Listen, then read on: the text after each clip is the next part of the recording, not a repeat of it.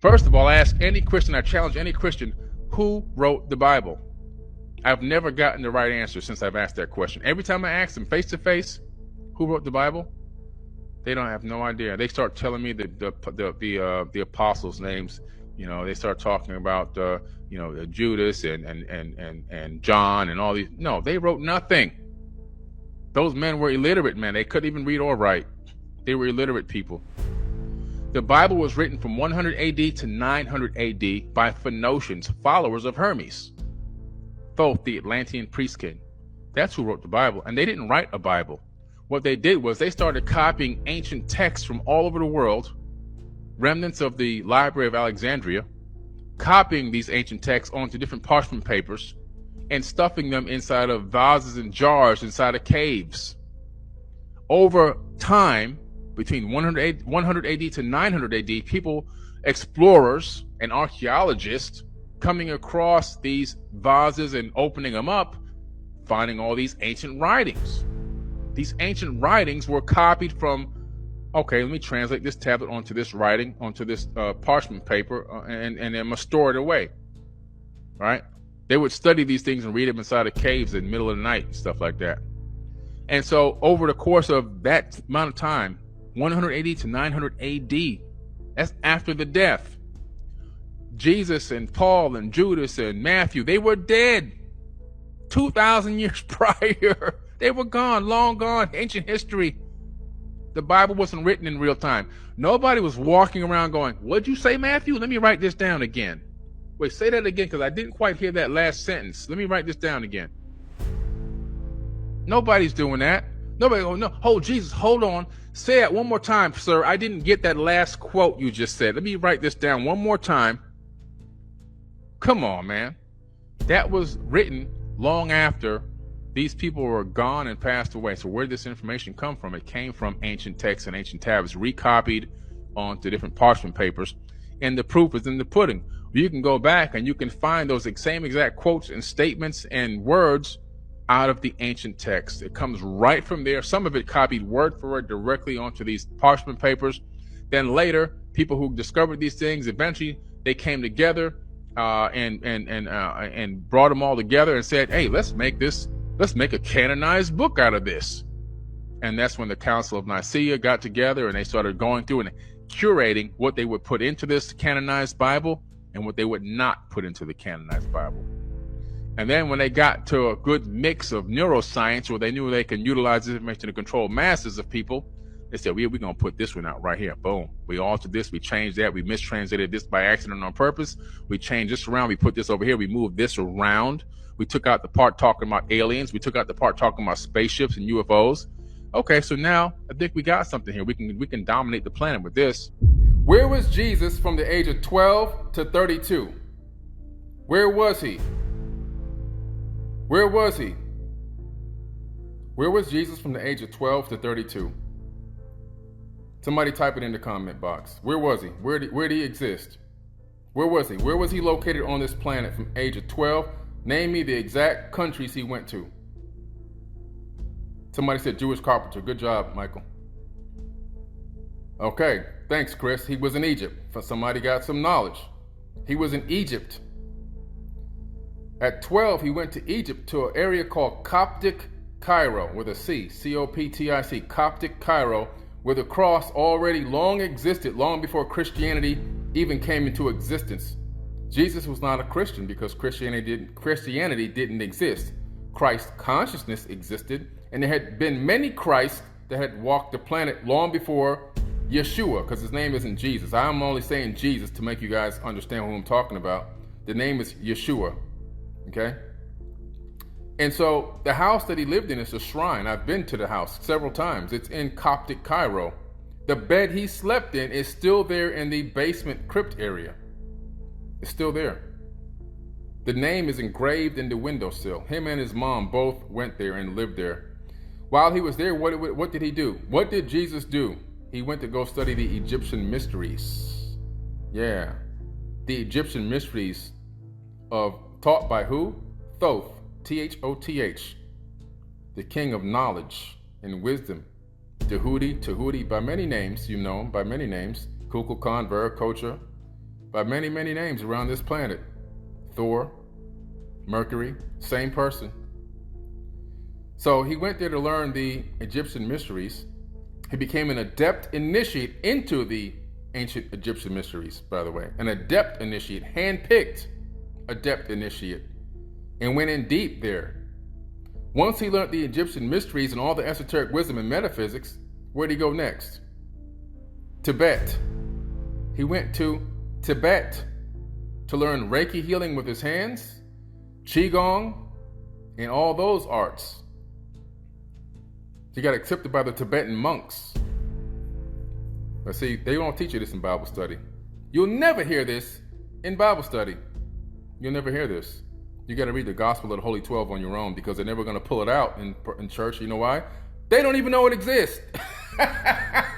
They don't even know the Gospel of the Holy 12 even exists.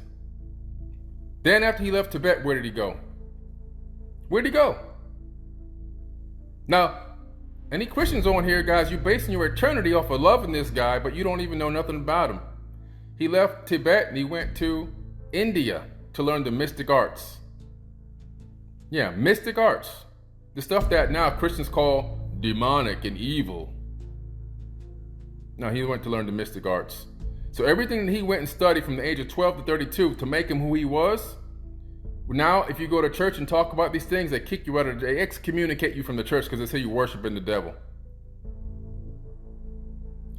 After he left India, what did he do? He taught reincarnation all the way back down into Egypt along the way. Reincarnation. Yeah, just like Thoth teaches reincarnation.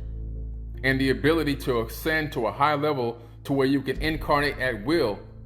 Thoth says he can even incarnate in and on the plane he desires. He can incarnate in a multi-dimensional status. He can go to different dimensions.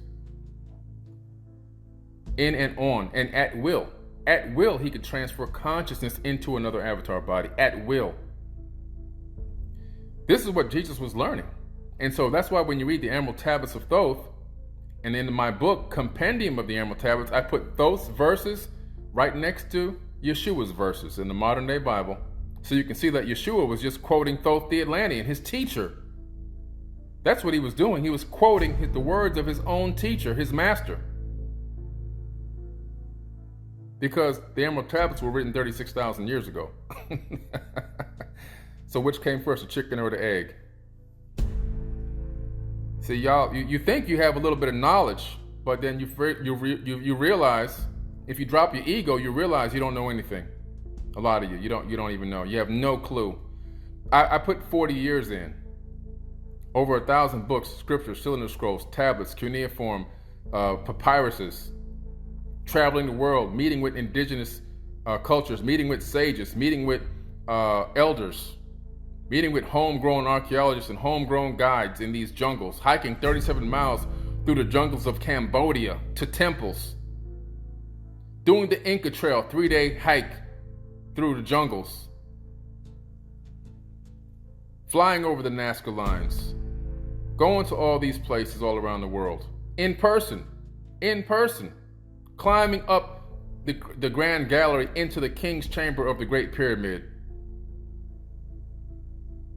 Guys, there's a lot to learn out here, but you're not going to get it staying inside of your zip code. And so if you can't travel, you can't get out and do these things.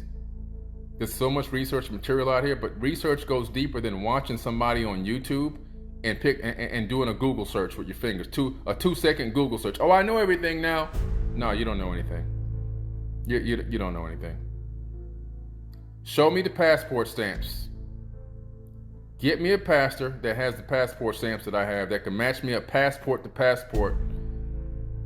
Let's sit down and let's talk. Let's have an open discussion. The limit of his knowledge is always going to fall back on what the biblical text is. The only thing I've done this so many times, is why I know. I've done this. I did this in person with somebody just a couple of weeks ago. They fall back on scriptures and they start quoting scriptures again. That's the height of their knowledge. They don't have anything past that. So all they can do is keep falling back on what they already have. But see, I got the Bible, I got the Quran, but I got everything that those books came from. And I studied them intently and researched them. I even have the Hebrew. Let me find it. Where's my book on Hebrew? this in here? It's facts. And I got so much stuff. I be going in, guys. Y'all have no idea. Herbal medicine. It must be in that other room. Let's see what we got here. Tolsky Crater. I got so much stuff. I got books downstairs inside of my other part of the office that I didn't even show you. But anyway, regardless, the fact of the matter is this. We got too many people that don't want to humble themselves. And unfortunately, the majority of those people are in religions. And so if you're in a religion, and you've been in it all your life, and your grandparents and so forth and so on, all the way down the pipeline, and you come across some information that doesn't match what you've been taught, why do you get so angry? Why do you get so aggressive? Is that what's in your teachings? Actually, it is. See, if you read the book of Deuteronomy, ask any Christian person to give you a summary of the book of Deuteronomy. You know what they're going to say? I haven't read it yet. They're never going to teach you the book of Deuteronomy in Bible study. You're not going to hear any preachers talking about it. In the Bible, where you see the word God, everywhere in the entire Bible where you see God, G-O-D, singular, mistranslation. Go back to the original text. It's God's with an S. They took the S off to bring in the mindset of monotheism, the one God mindset. The one God mindset. That's why Akhenaten was kicked out of Egypt, Pharaoh Akhenaten. He was listening to Amun-Ra, who was one of these gods with an S, lowercase g, by the way, not real gods, not the creator of the universe gods. He told Akhenaten, he demanded that he go around and start defacing all of the other gods of Egypt across anywhere he can reach, his men can reach. He started going around and slashing off the faces, the ears, the nose, chipping away at all the bodies of all the hieroglyphs of any other gods with an S across the land where they ruled. That's why when you go to Egypt, you see everything chipped away in a lot of these tombs and places where there's a lot of glyphs. A lot of it's been chipped away. Anything from the time of Akhenaten, that's how you can date them, they have been damaged. It wasn't because white people didn't know that black people existed in Egypt. That's the ongoing myth. When you look at the date of these things, white people hadn't even appeared in Egypt at the time that these things were already chipped away. They were chipped away by Akhenaten, a black pharaoh. He ordered it to be done. Under his orders from Amun-Ra, also known as Marduk, which is in the Bible and the Jewish Torah. But you won't read that either. You just won't read that. You didn't even know Marduk was in the Bible. But anyway, so he goes around destroying all this stuff, and the people are like, this guy's destroying our history. We got to get him the hell out of here. Akhenaten is actually Moses, the real Moses. That's who Akhenaten was. He had a huge elongated head. His daughters had huge elongated heads, and so did his wife. So he had created this following of people that were believing in his one God mindset that he was ushering in under the rule of Amun-Ra, the Aten, the sun disk. And so when he was kicked out of Egypt, his followers fled with him. And they were free to go, as the new pharaoh allowed them to leave. However, where he messed up was, well, he didn't really mess up, where they got them a lot of them killed. He went into the Great Pyramid, and he said, I'm taking the Ark of the Covenant with me. Because the stone box inside of the king's chamber in the Great Pyramid is actually the same exact dimensions of the Ark of the Covenant. And the Ark of the Covenant was technology. It was put there because it generated immense power. We know this because people and universities in America have replicated the Ark of the Covenant based on simple instructions that are in the Bible. And they created so much power, they had to shut them down because they were creating sparks and draining the energy grid and everything else. So this is well-documented information. He took the Ark of the Covenant with him, which turned off the main power source of the Great Pyramid, which turned off the jet pillars, which were used to power the wireless electricity around the region. So the Pharaoh said, oh my God, this guy took our power source. Chase him down and get it back. They didn't cross the Red Sea. That's a myth, another myth in the Bible, which has been known for now many, many decades. That's a mistranslation, but they just won't change it. Just live and think it's the Red Sea. He crossed the Sea of Reeds, a much smaller and nearby sea, much easier to cross, by the way. And when you do a geological rewind, we can now do geological rewind. So we can actually do computer simulations, modeled simulations based off of how many years we want to go back in time and tectonic plate movement, and we can calculate which regions had massive earthquakes and in what time periods. And so we come up with a time period of around Akhenaten's fleeing out of Egypt with the Ark of the Covenant, crossing the Sea of Reeds. Around that same time period, there's a massive earthquake which can cause a tsunami. What happens with tsunamis? They suck the water directly out of the river, the lake, the stream, or even the shore of an ocean, allowing anyone to walk on dry land for quite some time. I have an amazing one that I posted on Forbidden Knowledge account about 4 or 5 years ago, where people were walking around on dry ocean bed for about a good 3 or 4 hours before the water came back. Then the water comes crashing back and kills a lot of the soldiers from the Pharaoh. The Sea of Reeds, guys, not the Red Sea. Let's get it right. Let's start getting the truth out there and not these falsehoods that keep getting passed around from generation to generation. And people have been crying and snot crying and carrying on thinking all this stuff is real.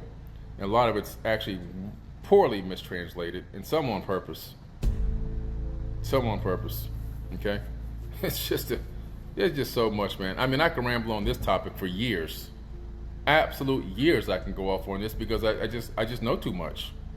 And it's all based on actual facts. Everything I'm telling you can be looked up. One of the earliest versions is the Ethiopian Bible and the Sinai Bible. Moses never crossed the Red Sea. He crossed the Sea of Reeds, which is a closer, much smaller and easier sea to cross. Right. As a matter of fact, if you talk to geologists, which like I did, you'll find if you do a geological rewind to go back in time with tectonic plate movements, a computer model will simulate that there was an actual tsunami in that area somewhere within that time frame, give or take 100 years or so, which would have easily wiped out that area, completely dried out the Sea of Reeds, and you can walk right across. Then the water would have come crashing back. Wow. But he never crossed the Red Sea. Also, another mistranslation is God. God is not supposed to be singular in the Bible. It's plural in all cases, gods with an S. So, but you see that in certain languages, like God in Spanish is Dios, not Dio. So that would be gods. Yeah. There's a plurality to it. You know why? Because but that is Father, Son, Holy Ghost, maybe? No, they just copied it from the ancient texts and tablets. Biting. In the ancient texts and tablets, it's multiple gods. In the Bible, you have the gods are Enlil, who's also known as Yahweh in the Bible. Yeah. And you also have Amen-Ra, the great Amen. He's, when you say the Lord's Prayer, that's Enki's prayer. Our Father who art in heaven, hallowed be thy name, thy kingdom come, thy will be done on earth as it is in heaven, give us our daily bread, blah, blah, blah. That's Ptah's prayer, who's also known as Enki, Enki. In which religion? In Christianity. Enki is in Christianity. No, he's ancient Sumerian. That's Sumerian. And he's an Anunnaki, so you're praying to him. Okay, I don't want to go away. I want to learn about the Sumerians because I think that's really important to everything else you talk about. But I just want to learn some more about these differences in the Bible. Because this is always really fun. When obviously with translation, you're going to find differences. When people are explaining the meaning of certain things. I'll give you one big translation that's off is they say, well, Jesus was crucified. Whoa. Well, that doesn't exist in the Sinai Bible. What happened? It doesn't exist in the book of Barnabas. He didn't. It's a fire name, Barnabas. I know. Didn't. But they left that out of the Bible on purpose, by accident. So how did they kill him? They didn't kill him. In Harvard Library, there is a book of Jesus' wife at the Harvard Seminary School, and they found that about 8 years ago. Jesus' wife is the Mary Magdalene. Yeah. Yeah. So she was not actually... They're assuming it's Mary Magdalene. It doesn't specifically say, but we're assuming that it is, which means he probably had kids, and his Merovingian bloodline is still probably walking the land till this very day. Wow. Yeah. That's in, what was that great book, the Dan Brown book, The Da Vinci Code? Da Vinci Code, yeah. Yes. So there's probably someone related to Jesus right now. Right. So it's interesting that that's a mistranslation. Another one, actually, interestingly enough, this is fun. The word for virgin was mistranslated from Aramaic into Greek. So the word originally meant, I think it was laga, which means young woman. By the time it got to Greek, it was translated wrongly into virgin, which then made it into the biggest part of the story of Jesus, which is that his mother was So she might not have been a virgin. It's possible. But when I saw what convinced me, that's why I looked deeper. That's how I found out about the grandmother. I said it might be true. But they still use that mistranslated word for that. Maybe they didn't have another word to use. But that's a big mistake. Because there's certain parts of the Bible where they use that same word to describe women as being virgins, and they tell men that you have the right to rape them. Jesus. That's in the book of Deuteronomy. Who wrote that one? God said this in the book of Deuteronomy. He says... Is this Old Testament Deuteronomy? That's Old Testament, yeah. Wow. Towards the end of the Old Testament, he says, if you see a woman walking through a field and you want her, you can rape her. Exact words used, by the way. And it says, if after you rape her, you decide you want to keep her, you can make her your wife. Wow. So, that's God. See, here we go. Yeah. The creator of the universe, of the multiverse, that can think planets into existence, that can speak, things into reality. Wow. Oh, this is great. So Deuteronomy is a wild book. Listen, Deuteronomy is so bad. And this is where, you go, wait a minute, this is really not the creator of the universe. Yeah. God says, there's a person in a town far away who speaks ill of me. Go there and get over the town walls, kill the women, kill the children, kill infants, and bring the spoils of war back to me. Now, Now, what kind of God needs spoils of war? You're God, you got everything. Yeah, just look up evil Bible. Google evil Bible and go to the book of Deuteronomy. So who do you think wrote this? These are these Annunaki people. See, they were these Atlantean leaders. Yes. It got to the point where they became greedy and they became self-made gods. And they really believed it. They were battling each other like over the resources. Of Egypt in a way? Yeah. Gotcha. You're battling over power. resources and people. Wow. Battling and, literally like fighting over who's controlling who. And how we all got to be different races. Yeah. That goes back to... How did that happen? Yeah, that goes back to the Tower of Babel incident. The Anunnaki, they are these beings that came from off-world. So these are aliens? These are aliens. Now, what's interesting about these aliens is that they're not little green men with antenna. They're actually hominids, bilateral bipedal hominids. They look just like us. Okay. You slice them in half. They have two forward-facing looking eyes, two hands, legs. They put their pants on one leg at a time like us. But do they look more like us or more like us? They look like we look like them. Okay. We actually look like them. Okay. And the reason why is because we have their genetics and their DNA inside of our bodies. Now, what's interesting is these beings were a spacefaring race that broke away from the Pleiadian star system. The Pleiadian star system is a group of stars called the Seven Sisters in the night sky. You can see 6 stars with the naked eye. Now, these stars in ancient times, according to ancient texts and tablets, there was an ancient galactic war there. Okay. Most of the information from Star Wars comes from this text. And this war, they had these destroyers like Death Stars. They don't call them that, but they call them the Brahma-Astra and Brahma-Astra Honda weapons that actually can release a weapon that can destroy planets. Okay. Imagine if you were in a star system and a planet is being blown up and you're in a nearby planet. You got to get off of your planet. Yeah. This created something called space refugees. Nobody's talking about this. Where are you getting this information again? Where is the Mahabharata, the Bhagavad Gita, the Indian Vedas? So these are ancient Indian texts. That's right. 5,000 years ago. Yeah. Okay. And the Enuma Elish, I just which want to is Sumerian. And I want to get to this, but for this entire episode, we're not fact checking. Okay. Okay. We're not debating. We're not pushing it. Take us down the rabbit hole. We want to see how deep it goes. The people can listen to what I'm saying and they can go look all of it up. Fuck them. Take us down the rabbit hole. I'm taking Billy. you, man. Okay, let's go. So we're talking about we're talking about the evidence, the very first evidence of space refugees. So you're seeing this in these ancient Indian texts. Yeah. Okay. You come across this and you're like, okay, let me see if there's some truth to this because I'm seeing this across multiple ancient Indian texts. Right. Any other text referencing this? The Terra Papers, an ancient indigenous American text as well. Okay. Very little known text that hardly anyone talks about. The Hopi tribe elders have written this book based on that text and published it, actually. It's called the Terra Paper, so that it wasn't just in indigenous lore, but it made it finally to publishing. So it's actual text that we can all read and get access to. It reads like the Star Wars movie. Just take out the love stories and all that. And what's interesting is it talks about, again, these same galactic wars going on. People fleeing from that region of space, looking for other planets, Orion, Aldebaran, Sirius A, B, and C, which we know the Dogon talk about people coming from Sirius B, which is a star that ran out of fuel, and of course Earth. And they came here to create a breakaway civilization. Just like if there was a war, and there was in our solar system, that's what we call Mars, the god of war, we're going to be like, you know, we got to get off this planet because the debris is going to destroy us. So we're the product of pussy aliens, basically. Like aliens who weren't ready to bang and fight for their future and their freedom. They just ran. We're defectors.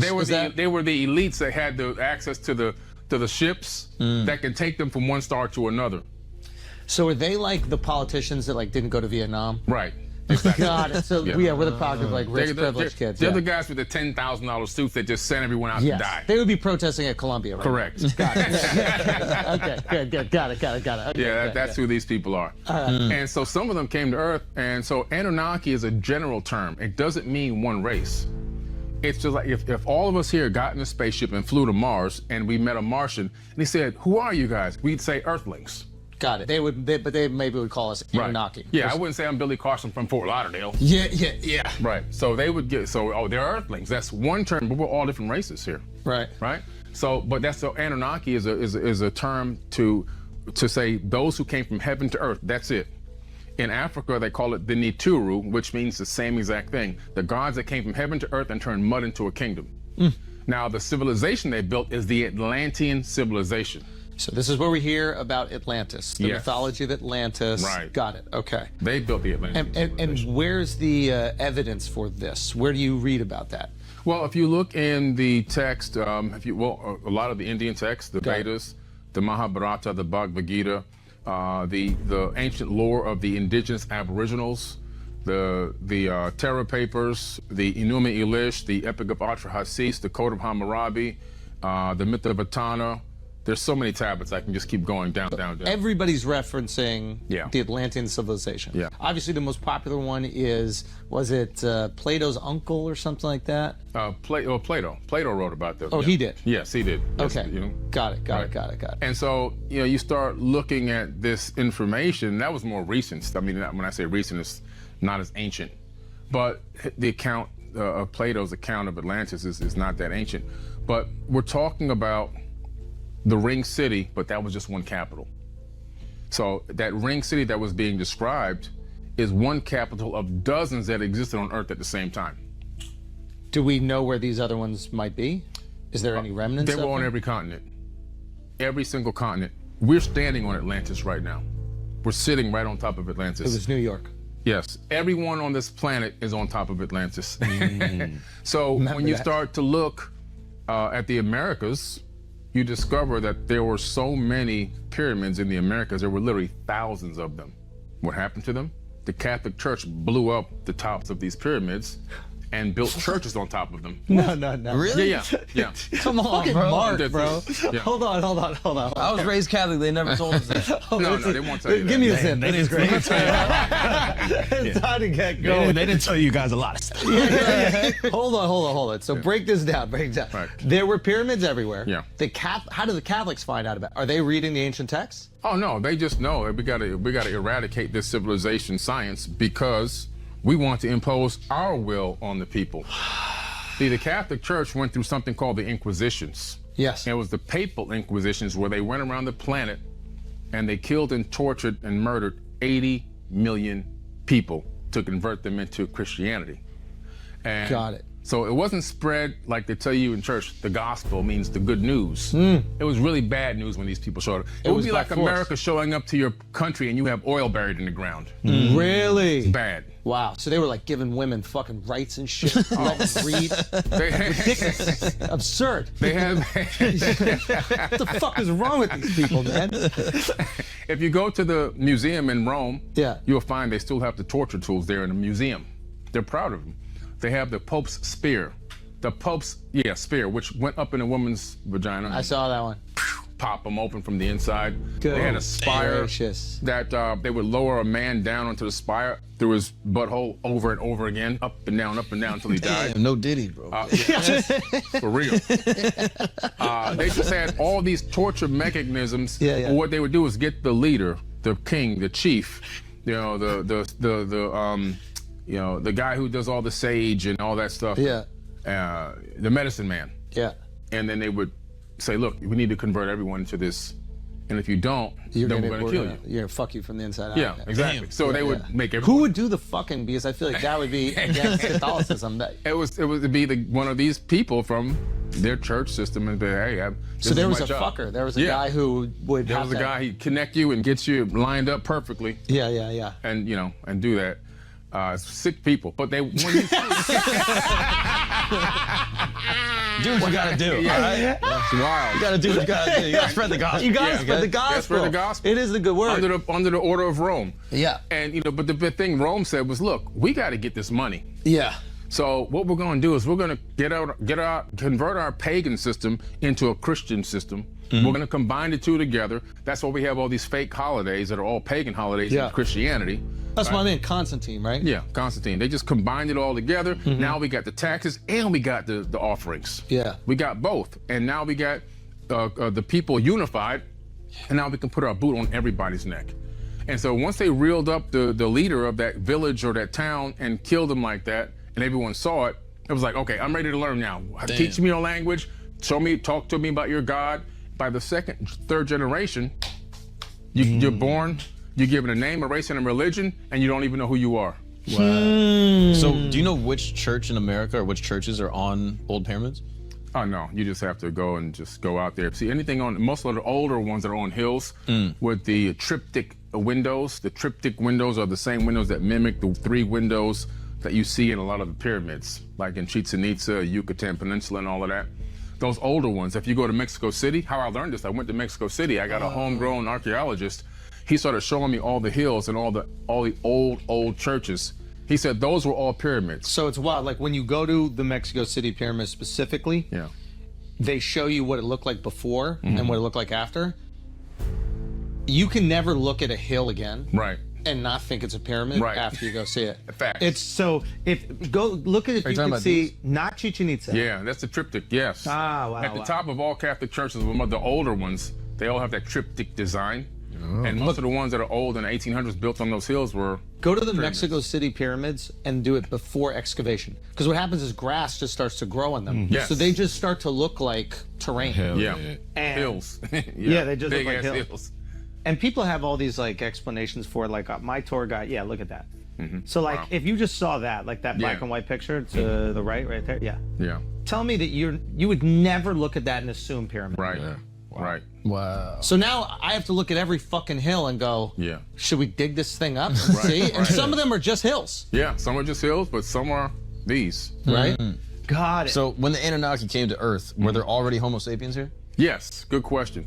There were already not Homo sapiens, but hominids. No, there weren't. Our cousins. Bad question. Come on. They were Homo erectus. They were our cousins. Yeah, they were. But I believe that they were more intelligent than us spiritually. So is it fair to say that the aliens were the first ones to smash monkeys? No, they didn't do the monkeys. We were right? Because when we were here, they didn't call us apes. They called us beings. Yeah. And in the Epic of Atrahasis, there was this big war getting ready to happen. And Enki and Lil and Anu were in this place in South Africa called Adam's Calendar, where they found the very first gold mines that human beings were working underneath their boot. Anyway, so the Ijiji, who were the working class Anunnaki, came from Mars to Earth to go to war against them because they felt like they were being enslaved, even though they weren't supposed to be enslaved. They were just working class people. They felt like they were doing too much labor. For 250,000 years, they were working.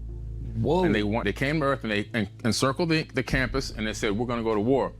And it was like, well, why? And they were like, well, we've been asking you for relief. The workload is too heavy, and we don't have any women. So that's a big issue. They were complaining about no women, literally in the ancient tablets. And so Enki says, they need a king of diamonds, bro. Yeah, what were they saying? What were they saying? Enki says, I have an idea. Because they had kind of discussed in a weird way fashioning people. That means like robotics. Okay. But they had talked about their home planet. When they tried that, it failed. So that's a clue as to what AI and robotics can do to a planet. They were like, there's an existing being here, though, that we can add our essence to, talking about genetic modification, and get them to bear your load. So don't make robots, make people that can do your work for you. Exactly. Whoa. Yes. Wow. So they started with that method first. So they're just forcing human beings to do their work for them. Yes. That's crazy. And that's how they bring them the offerings. Yeah. When you bring the offerings, your best harvest and your fresh calves, that's their meat, that's their food. This is what you see in the biblical text. They're eating. That's their meals. They're not going to go out and hunt. I mean, this archaeologist was talking to me in Egypt in 2014 and was just laughing. He was showing me one of the altars. He said these people were so dumb. He just said his own people. He says they would line up in ancient times for miles to bring their best offerings to the head god. Wow. And the god was just putting them all this food in the storehouses. And he showed me where the storehouses were inside these temples. They would put these things in there. Then they had these other areas underneath the temple where other priests would go underneath and speak, and it would resonate their voice. And it would be the voice of God talking. And it was all this, nothing but a sham, to get them to bring all this food and gold and offerings and everything else. I mean, I do believe that, because if you go to Chichen Itza, you can have the limestone creates this like a vibration effect, and you can have like a conversation, like me and you can talk to one another across a football field. Yes. Like this. Oh, wow. Yeah, the sound bounces. Phew, it's crazy. Comes right back at you. Yeah, so if they were using that as some sort of a technological advantage, like some Wizard of Oz shit. Yeah. Whoa. So were they literally eating, or were they eating off like the energy of the sacrifice? Or no, they were eating the food. They were barbecuing. If you were the ruler of a planet, Billy, I think you might be putting on what you would do in that situation. Is that possible? That's what the Middle East best food. I'm telling you, these people ate the food because I take tours to Egypt all the time. Last year I took 140 people on a private tour. Yeah. And when I go, I take a homegrown Egyptologist and a homegrown guide with us.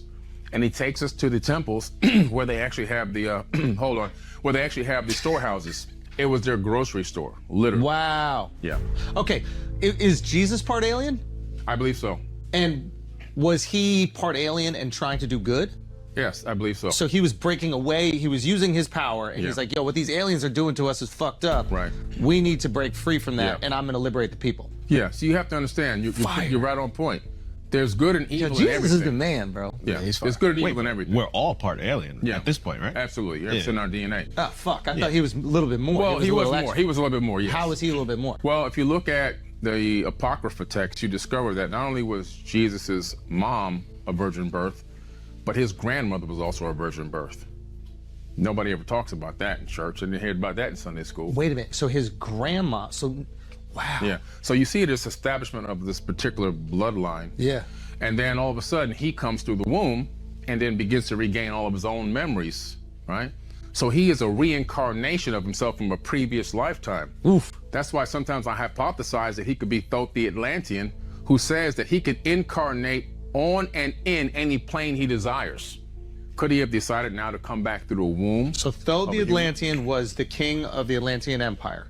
Yeah, he was one of them. Or one of the leaders of the Atlantean Empire. He is reincarnating inside Jesus. Yeah. And why has he chosen to help the people instead of enslave us like he did in the past? Good question. When you look at the ancient text where Jesus gets all of his information from, the Emerald Tablets of Thoth. We need to talk about that on the tablets, bro. 38,000-year-old text. In there, in the book that I wrote about it, I line up the Christian text and I line up Jesus's text from the New Testament. This is going to seem really ignorant. People were writing shit down 36,000 years ago? Thoth authored these tablets himself. He actually wrote, he didn't have a scribe. A lot of the times these God figures or these leaders would have scribes. Right. He actually wrote it down himself. He actually put it onto these tablets. And what is he writing in? What language? Well, it looked like the language was runes, R-U-N-E-S, okay? And in this text, he writes about coming to this planet after the Great Flood and seeing the temples of ancient Kemet sticking up out of the mud and actually going on a mission to help rebuild civilization. Not that it was for the first time, but he's rebuilding it to a high level. So it was already built, destroyed. He's like, hey, let's run it back again. Right. His father sends him on a mission. His father says, go to the land of Chem and do the plan that ye know of. So he gets his crew and he gets into the great ship of the master and he takes off until the planet disappears. Which is the horizon. Right, he's up in the sky. Oh, he's coming from... He's in a ship that goes up. Gotcha. Because you know this, because when he gets over the land of Chem, he goes, I see the land of Chem beneath us, and I see the temples rising up out of the mud that were flooded by the fountains. Now we come back. Now he comes down to the ground. The fountains is the Great Flood. Right. Got it. Okay. He opens the door, he comes out, and he calls these people barbarians coming to attack him, probably territorial. Crazy. And he says, I raised my staff and sent out a ray of vibration, stopping them still as fragments of stone of the mountain. So now he's got a stun gun that can freeze them in their tracks. That's fire. That's technology. It's a system that works just like what he described in ancient tablets, where it sends out a beam, a ray. Type in active denial system, put it up there. It sends out a beam at a crowd of people coming to attack, right? To riot or whatever.